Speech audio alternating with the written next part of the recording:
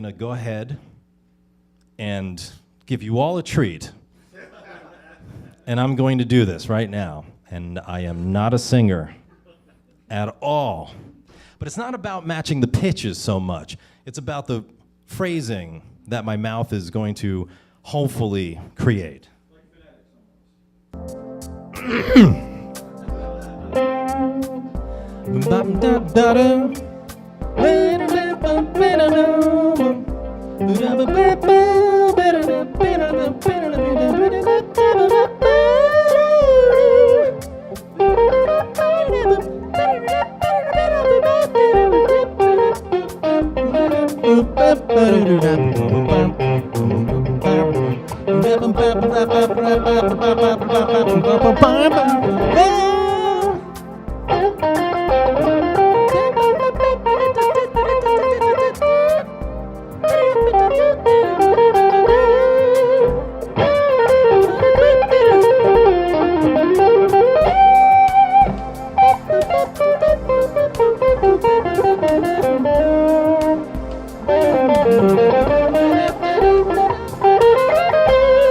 You know, something like that. But again, thank you. Again, I have no idea how that sounded out there. I couldn't hear it, thank God. But again, I'm not worried about matching pitch at all. I'm just thinking, and you can tell when I stopped listening myself, because I started going back to my blah, blah, blah kind of stuff. But when I was going, that's a phrase that I may not have played before. You know, it might not, because we all have habits in our hands from our licks that are kind of, I call them pickup licks. When you pick up the guitar, what comes out? Those are your pickup licks. We all have them, you know, it's just that we need more of them, and we constantly need more of them. That's why you gotta write licks, because your vocabulary just keeps going like that. But, yeah, a quick way out of that is to just sing a little bit, you know, and thinking about how a keyboard player plays or a horn player.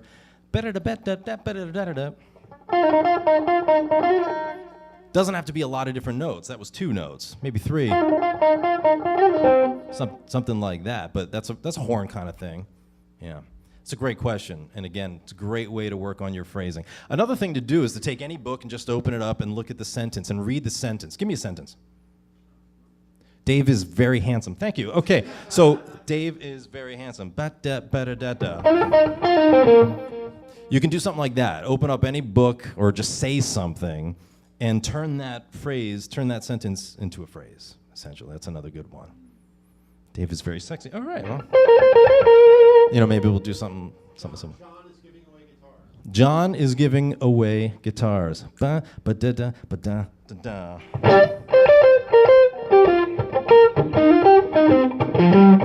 And you can contour it. Contour means direction of your playing. You can do anything like that you want. Yeah. Thank you for all agreeing, by the way. I appreciate that. Sorry, you were. I was going to ask you about your vibrato technique, which is obviously very good. You practice that? Is there certain ways you approach it, or you just have your phrase? You know, we were talking about this in the car on the way up here, where you see a lot of beginner players go. And it's just out of like either nerves or, again, that's kind of what they have this kind of cloudy picture of what they think pros are doing. If you're B.B. King, he's the one that did it really well, and there's a couple other players, but for the most part, your vibrato is extremely personal. You know, again, how we all can use the same techniques, but that's what it's for. Personality and style. So you might use vibrato different than me, so that's something we have to think about. You might want to think of your favorite singer and listen to them and see what happens. My favorite singers were always like, anybody know Maynard James Keenan from Tool? Up there in my favorite singers of all time. The guy can just belt a note out, solid, no vibrato, and then at the end, he might give it some of this. So I kind of put that into my vibrato. I'll go. I just enjoy doing that because I want to hear that. I can't stand, you know, some of these singers who every note is, you know, what's her head that did the national anthem? Fergie, yeah. No, come on. You know, but everybody's different. Everybody's got different tastes for what their vibrato should be. So it was an idea first. I said, what do I want my vibrato to be like? And I tried you got to try all sorts of different stuff. Experience makes you know, plain and simple, you know. So, like Steve Vai, again, I bring him up because I work with him for a really long time, so I know his technique very well. His vibrato is both your standard and also what is called violin. And you hear that? That's a different kind of thing. He puts it together and he does this. His wife must love him, sorry.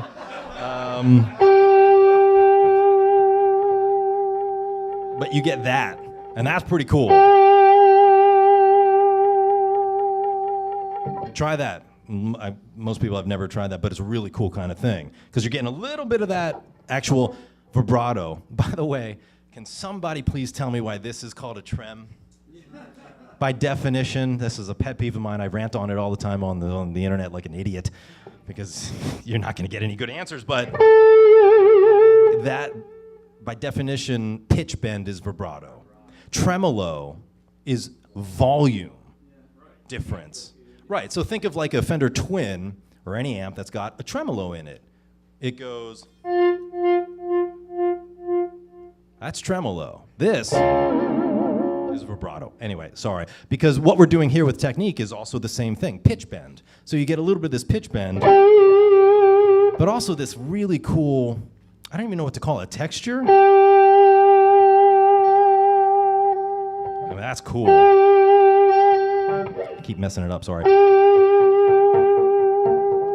Yeah, try that. Give that one a try. But you got to try them all out. Some people like Paul Gilbert. You remember Blue Saraceno?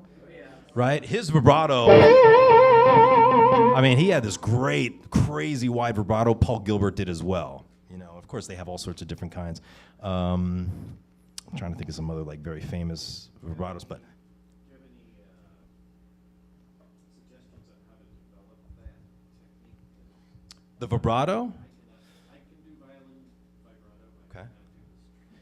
You know, again, technique is the easiest part of guitar. It really is. And why? Because, like I said earlier, you can play anything you want right now. You just have to get this out of the way. You have to accept that this is going to take a lot of time. Guitar's hard. It's not that easy, you know? It takes time and patience and consistency. But once we accept that, then therein lies the comfort. Trust that process, as I said, and know that if you just do this a little bit every day, infallibly, it's impossible for you not to progress. It's just going to happen. You're going to keep going.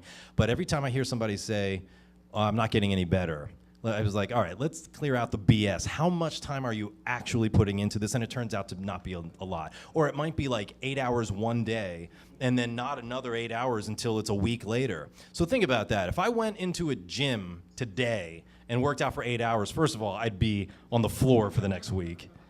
But am I going to really, get fit by working out 1 day a week, even if it's for 8 hours? No, it's not consistent enough. You're not getting back there. You're not keeping your mind, you're not keeping it in the front of your mind, front of your mouth, front of your hands, etc., right? So go, just take everything away except the absolute basic mechanics of it. So that means let's just start with one note very slowly.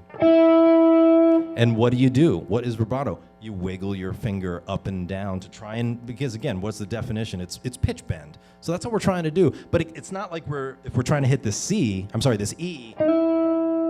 we're not trying to go to actually hit another note. We're just trying to give it a little bit of really modulation, like a chorus pedal almost. So, and it's not this, it's this. Watch anybody. It's not, I can't even do it. I can't even keep my wrist still and try and do this with my finger. That's why I'm single. It's the wrist.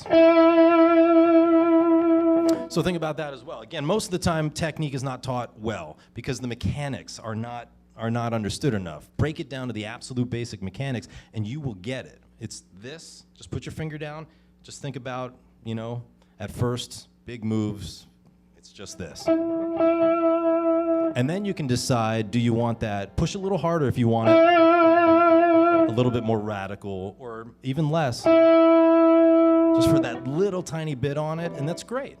There's nobody that can say one is better than the other. It's a style thing. You know, your personality is yours. I do recommend doing it over music. Everything I always do is over, you know, again, one of these tracks. This is in C, so I'll take a C. Now, if you did this without the track, you might be getting good at it, but you don't know, because the only thing that matters with a musical instrument is, can you make music? Take it up to the G.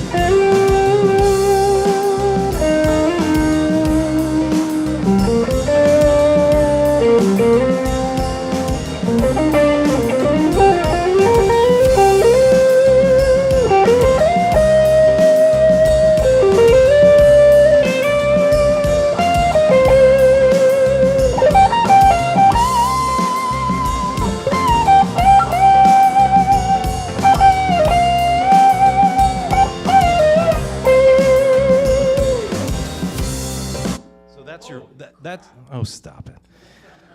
That's your focus. So everything I'm doing, I'm letting myself pause and just say, where's my vibrato on this string, up at this part of the fretboard. Might feel differently, will feel differently than down here. So do it up here or here. But the mechanics, they're not changing, you know, and that goes for anything. Again, any mechanic.